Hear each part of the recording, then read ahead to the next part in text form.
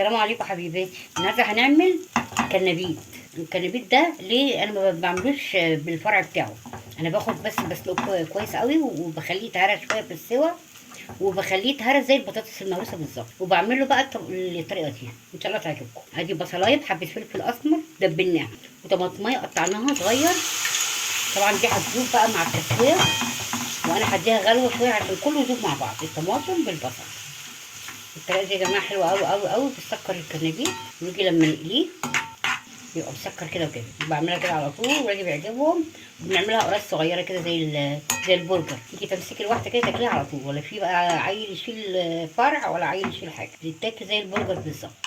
دي كده احنا بنهريها اهي في السوا، نحط لها شويه سكر عشان تطعمها. طبعا نحط لها فلفل اسود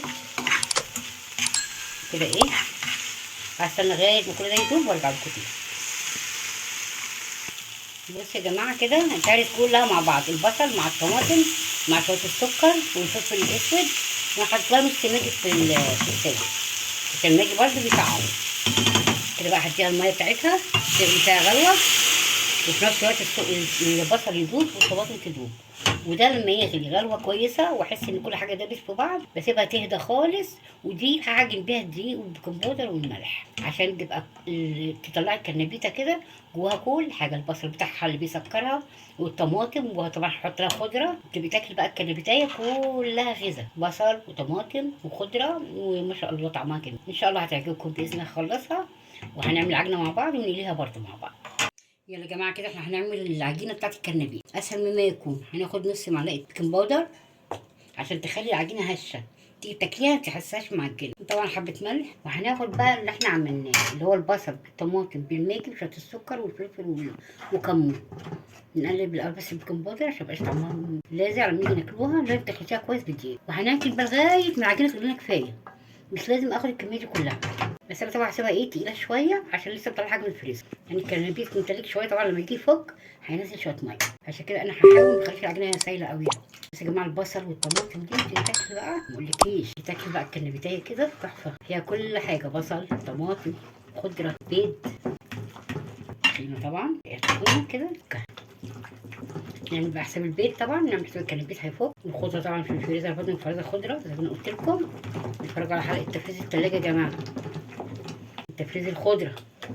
رتبوا لكم الفريزر ازاي تعملوا الخضار، ترتبوه ازاي. اللي عايز حاجه يرجع الفيديوهات.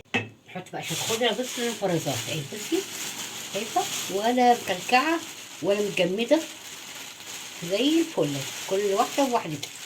ليه؟ لان انا نشفتها وهوتها، بعد كده حطيتها في الكيس. بصوا بقى العجينه ما شاء الله فيها كل حاجه، بصل طماطم خضره سكر فلفل كمون ملح ماجي نص ماجي، كل ده انا لسه محطتش البيض ما حطيتش الكنابيت، بس العجينه ناعمه وجميله وريحتها تحفه.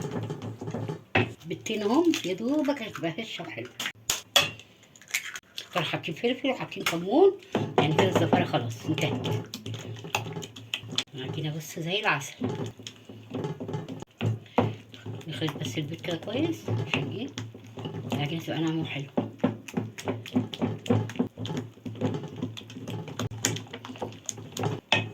الكنابيت ده بنسلقه نهريه شويه، يعني اجي اطلعها كده بالمعلقه تتقطع قدام مني في الميه، بعد كده بهرسها كده زي البطاطس تبقى ناعمه. الاكله دي حلوه قوي قوي للاطفال يا جماعه، والناس اللي بتحبش الكنابيت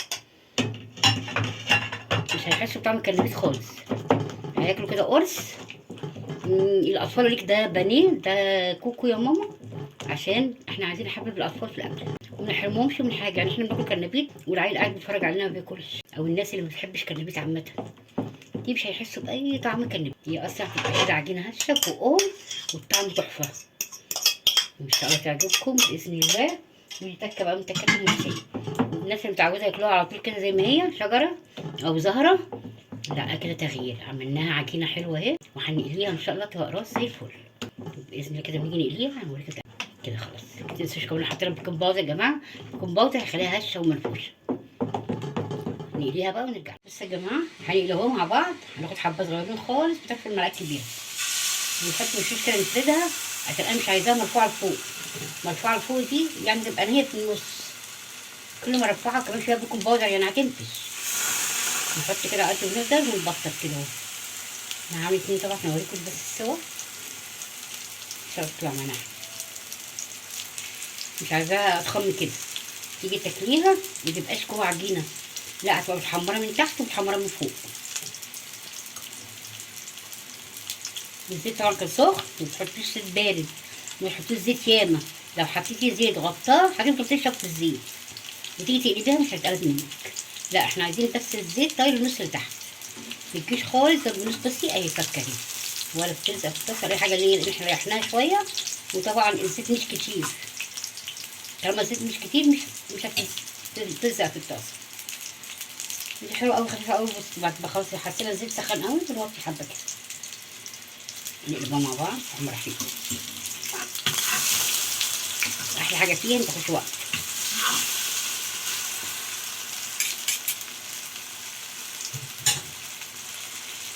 والزيت مش ياما، ما تاخدش برضو زيت كتير، وفي نفس الوقت خفيفه للاطفال.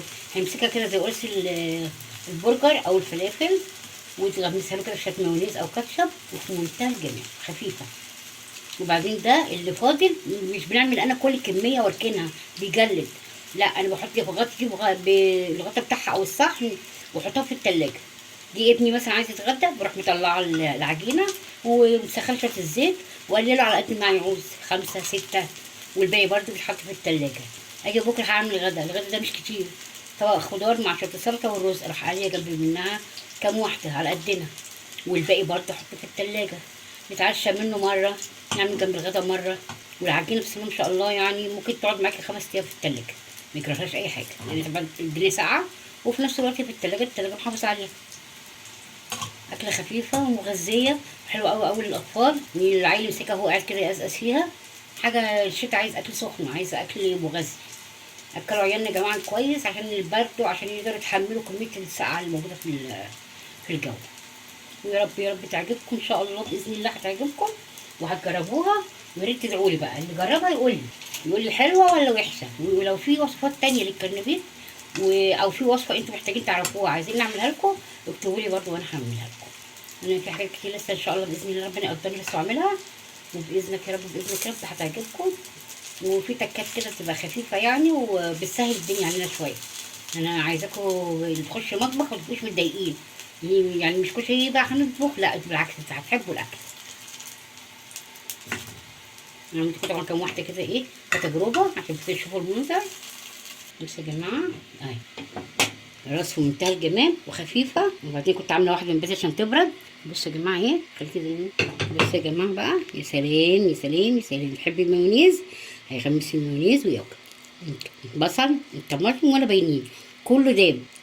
يا رب تعجبكم والف هنا وشفا حبايبي على قلوبكم. ويا ريت تقولوا رايكم في التعليقات، ولو حابين حد يعمل اي اكل او نفسه في اي حاجه هعملها لكم ان شاء الله. بقيت الكرابيت بعد ما خلص راس جميله وبصي ماسكه نفسها ولا متقطعه، بس هنحطها طبعا في ورق عشان تشرب زيت وتبقى خفيفه على العيل يجي يمسكها ما تتعبوش. والف هنا وشفا يا حبايبي على قلوبكم والسلام عليكم. بصوا يا جماعه العجينه ارتاحت في التلاجة 4 ساعات. كل ما العجينه هترتاح كل ما هتديكوا النفشه اكتر، والتروع هتبقى احسن كمان. يعني انا عايزاكم تستريحوا كمان العجينه في التلاجة شويه وتبتدوا تتعاملوا معاها. يعني نفس اللي انا حاطه في الطاسه هو نفس الكميه بس الحجم ضعف. وكده انا حبيت اوريكم بس بعد كام ساعه بتبقى حجمها قد ايه.